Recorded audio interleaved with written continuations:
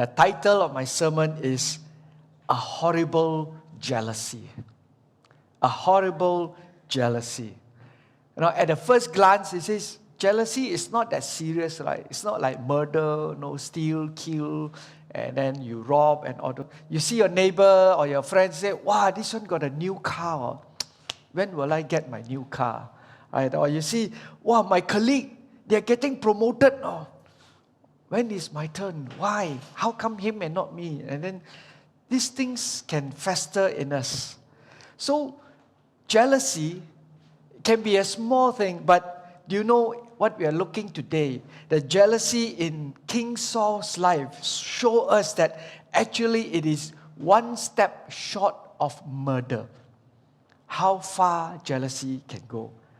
And David, the other extreme, shows us how do we correctly respond, lovingly, godly, towards jealousy in his life. Well, we look back a bit at history. For the last few weeks, we talked about how David was anointed by God to become the next king because King Saul failed. He rejected God. He wanted to do his own way. He did his own thing even without consulting God first. And that's why God says, no, I'm not going to keep him as a king of Israel, but I found a man that has a heart after my own heart. People were expecting, oh, this will be the next king. This is the next king, is coming soon. You know how many years after that when he actually became king of Israel? It was the same number of years when he was born until at that time he killed Goliath.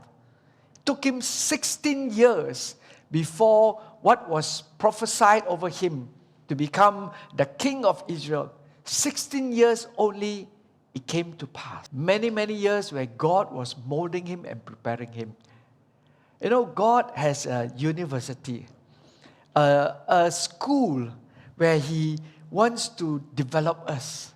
A school, a university where very few enroll in it, and even fewer will actually graduate from it. And this is for people, men and women, who wants to become more and more Christ-like. And God will enroll each one of us into this school. Whatever Saul asked David to do, David did it successfully. So Saul made him a commander over the men of war and appointed an appointment that was welcomed by the people and Saul's officers alike. You see, so King Saul realized that, no, this David, this young guy is special. He's anointed. And he used him and brought him into the army. And he gave him to be a commander. And he sent him out for assignments. And each time he came back, he was successful. David, he did not seek popularity. He did not run after fame, want people to follow him. All his heart, this David's heart was just, whatever King Saul has given to me, whatever assignment given to me, I just want to do it to the best that I can. And you know, as you keep on reading, why David was successful? Because there's a verse, it says that God was always with him. Verse 6 and 7, it says that when the victorious Israelites' army was returning home after David had killed the Philistine, women from all towns of Israel came out to meet King Saul. They sang and danced for joy with tambourines and cymbals. Their song, this was their song. Saul has killed his thousands, and David his tens thousands. So when every time David came back and Saul came back from an adventure, the people were chanting, and King Saul was happy. Wow, they say, I killed thousands, yes. And then suddenly, next one, they sing, David killed 10,000. These are all joyous things. These are God's mercy and God's blessing, helping them to conquer and to do whatever assignments given to them. They should be happy. But here, King Saul was not happy. And his heart was like, why? You see, David didn't respond too much on what people want, what people chanted about him, because he know, I'm just being faithful, what is given to me, I'm doing it for God. I'm not running after people. People can be corrupted by praise. When we popular, when we suddenly have fame, we have a lot of followers in our Facebook, in this Instagram. Fame can sometimes come to our head, right? We have to be careful that we still remain humble before God. All we recognize, God, it is all about you. You have given me with the talents, with giftings, with abilities. It is all about God. It's nothing about us. Verse 8 and 9. This made Saul very angry. What is this? They credited David with 10,000 with me. Only 6. They will be making him their king. Verse 9. So from that time on, Saul kept a jealous eye on David. Saul's relationship with God was getting worse and worse. He was distancing himself from God. And his heart was not for God, but now it is for the people praising him. He's running after the wrong thing. You see what jealousy can do to us? Jealousy prevents us from taking pleasure in someone else's success. Saul was arrogant. His response is, how can that be? I am the king. Why? Saul couldn't take the joy of other people's success, which is actually the whole nation's success. Jealousy not only prevents you from taking pleasure in other people's success, but secondly, it also robs you of your joy of your own success. The world will always draw comparison with us. But why should we compare with others? I should be, God, I'm serving you. I just do my best. I don't want to become like someone else. I'm not in competition with someone else, but I'm just faithful doing what God has called me to do. So God wants us to take joy in our successes we have. But if we always have the jealous heart of others, it will rob us of our own joy.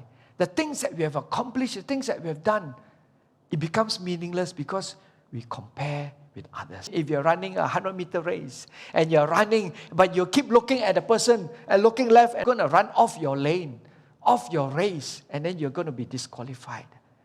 So we keep to the race that God has called us.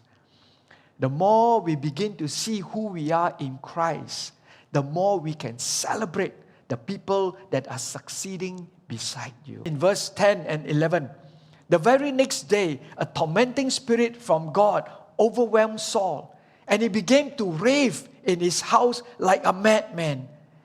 David was playing harp as he did each day, but Saul had a spear in his hand and suddenly hurled it at David, intending to pin him to the wall. But David escaped him twice. See, now, King Saul always, at that time when he began to draw far away from God, he was this tormenting spirit always troubling him. And he couldn't find someone, couldn't calm down until he got David to play his harp and worship God, and the presence of God filled his palace. Then he had peace. But you know, at that time, this jealousy keep coming out. I tell you, the spirit of jealousy, if you don't take control, it will build us, it will mourn, it will grind in us, and it will cause something else. And that's what he did. As David was just singing, worshiping God in his palace, this King Saul was sharpening his spear, preparing his spear, sharpening his. And then as he was singing, he just took his spear and then threw at David. I'm not talking about just a small little dart. I think this spear is the one that can pierce through right your body, right through, and can kill you. Over and over again, David just missed it, avoided it. I believe somehow God protected David. Today, we don't get physical spears thrown at. Probably verbal spears, right? Jealousy makes you strike out at others. That's what King Saul did. He didn't settle and control his jealousy. It festered inside him until he lived it out. And he strike out at others. If we don't deal with our jealousy in our life, it will eventually work its way out. You may not have a spear, a dagger, but you can always think of ways, ugly, manipulative ways, hurtful words, gossips, tear down people. No, don't let it happen in our life. I don't want you to label Sauls in your life, those who Sauls. Oh, this person is a Saul in my life. My father is a Saul because every morning asks me, wake up, study, do your work. No, that is not a Saul. That is someone who loves you, who cares for you, who wants the best for you. Your boss might not be your Saul. The real Saul in this story is like, this Saul was a madman, a crazy man who lost his mind. He was so jealous that he just wanted to kill and get rid of David. His best commander, his most successful leader, he wanted to get rid of him. He was malicious. He was planning things, how to get rid of him. He was slandering. He was spreading rumors about him. He just wanted to get rid and he will celebrate when David falls. That is a Saul. There are people who speak into your life to bring correction because they love you. Those are not Sauls, okay? If people come to help you to grow, that's different. David responded differently to the jealousy. He didn't pick up the spear, you throw at me, I'm going to throw back at you. David didn't respond that. Instead, he continued to serve King Saul in his palace. He loved King Saul, he forgave him, and he just kept on serving. And by doing that, God keep on prospering him. God doesn't bless man and woman who wants to revenge, who wants to hurt back, who wants to fight back. But God will bless men and women that's a heart after him. He says, God, I'm going to trust you. I'm not going to revenge. I'm not going to get angry.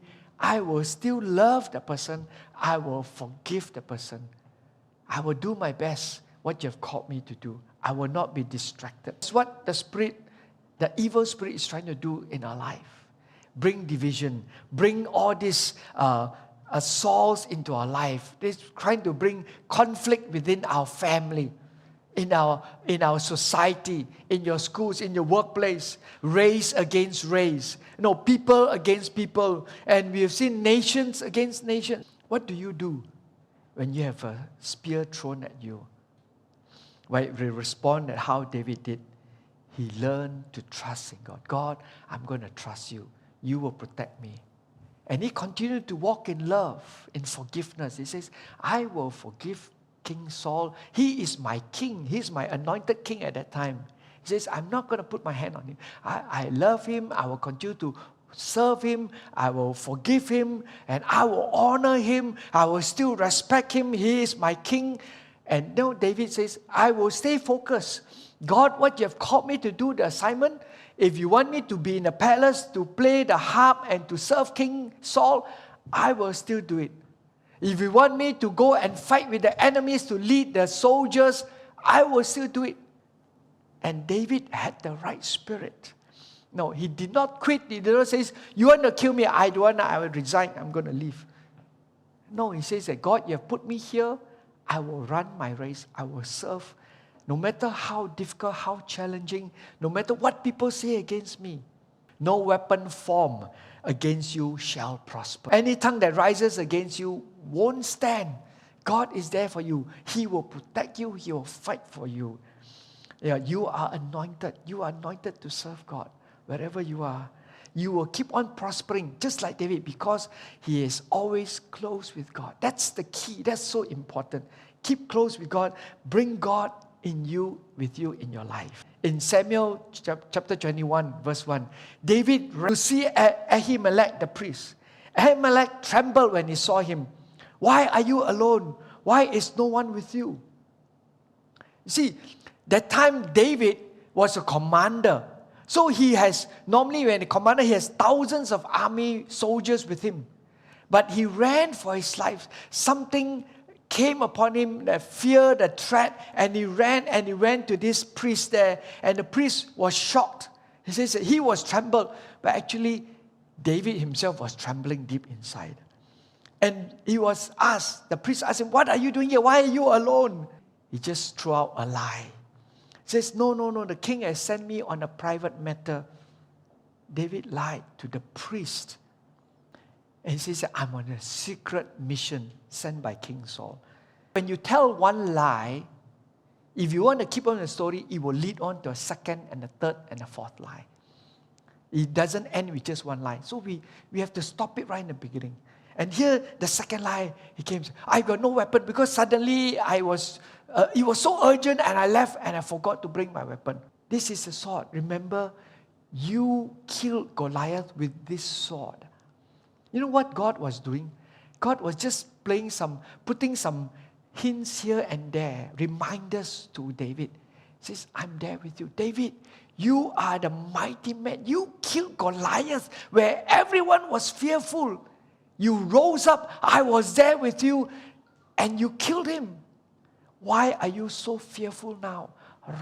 Fearful, running out of fear, out of despair, out of tiredness, out of anxiousness. Why do you have to lie? No, God placed things in our life. Sometimes you can be on the way driving and you are angry, you're fearful, you're sad, you're hurt, and a song came up. Sometimes it's God placing things. You see a signboard, or suddenly you got a text. Take it as God is moving behind the scene in our life. That He always put things to prompt about His goodness. David should have woken up at that time, but instead, he still remained at this rock bottom, one of his down time of his life. He ran and he went and he continued to run. And he ran to this King Achish of Gath. And this King Achish of Gath is actually where Goliath is from. He ran to the enemy's camp. Officers there were unhappy when they saw David. And they realized, hey, it was this David who killed our champion Goliath. And it is this David who has these tens of thousands that people are cheering. And what is he doing here in our city? And David was so fearful at the time. And what did he do? He continued on in his lie. He was so afraid. He thought that people are going to kill him. So he started to act like crazy. He pretended to be insane, verse 13, scratching on the doors, drooling on his beard. And then he acted like a madman, maybe like Saul like that. He acted this, trying to fake and bluff the Philistines there. He marked on the door, he's like all this. And you know what the king at that time says? King of Achish says, get rid of this man. He is crazy. He's a sick man already. Enough of him. Why do you bring him into the house? Right? Get rid of this insane man. See, David left Gath and he escaped to the cave of Adullam. What do we learn about David's life here at this particular moment? See, oftentimes the ways of God are most unappealing when we are angry, when we are tired, we are afraid, we are isolated. Now, we let these emotions work up in us. And if we're not careful, that's where we make the wrong decisions, the choices in our life. You remember David was the one who says that as the deer pants for the water, he rested in God, be still and know that I am God. David missed all this at this moment. Right? We are not perfect. All of us are not perfect. We make mistakes. We go through challenges. Sometimes we are down. But I want to encourage us. At this moment, David felt alone. He felt people has left him. He felt the king that he looked up to wants to kill him. He felt Jonathan, his best friend, his true best buddy, was taken away from him. He has to run. He has to run. He cannot lean on his father anymore. He cannot lean on his pastor Samuel anymore because now he's alone. He cannot lean on even his own wife. There is King Saul's daughter, because King Saul's daughter Michal also told him, you better run. And he's all alone. When he got nobody to lean on, what do we do? That's where we need to lean on God. We can always lean on God. You will find that God is good enough for us to lean on. Because God is always with us. He has never forsaken us. Our friends might abandon us. People might leave us. They might throw spears at us. They might ridicule us. They might gossip against us. They might hurt us. But we run towards God. Don't run away from adversities, but run towards God. It says, God, you are there with me. What does jealousy does to us? Jealousy prevents us from taking pleasure in someone else's success. Jealousy robs the joy of our own success. Thirdly, jealousy makes us strike out at others. So what do we do when spears are thrown at us? We learn to trust God, put our faith in Him. He's a God that's trustworthy. We walk in love, walk in forgiveness. We continue to honor those who deserve honor. And we stay focused what God has called us to do, and we don't quit. We keep on running the race. And where do you lean? Where there's no more clutches to lean on, no more people to stand on. We lean on God. He will never abandon us.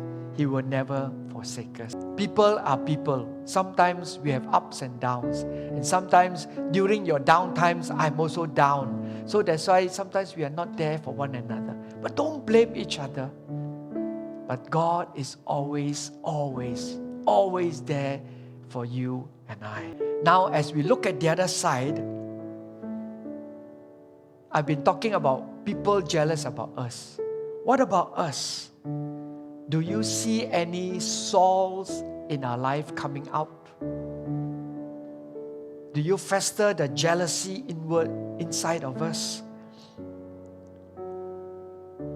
That's something that we have to ask ourselves. God, is there a spirit of jealousy in me? Comparing, paranoid, insecurity. Maybe we are suspicious about others, my colleagues, what are they doing, or people around. Think of ways how I can get back, how I can get ahead, how I can revenge. Be careful. That's something that we need to ask ourselves. Don't go there.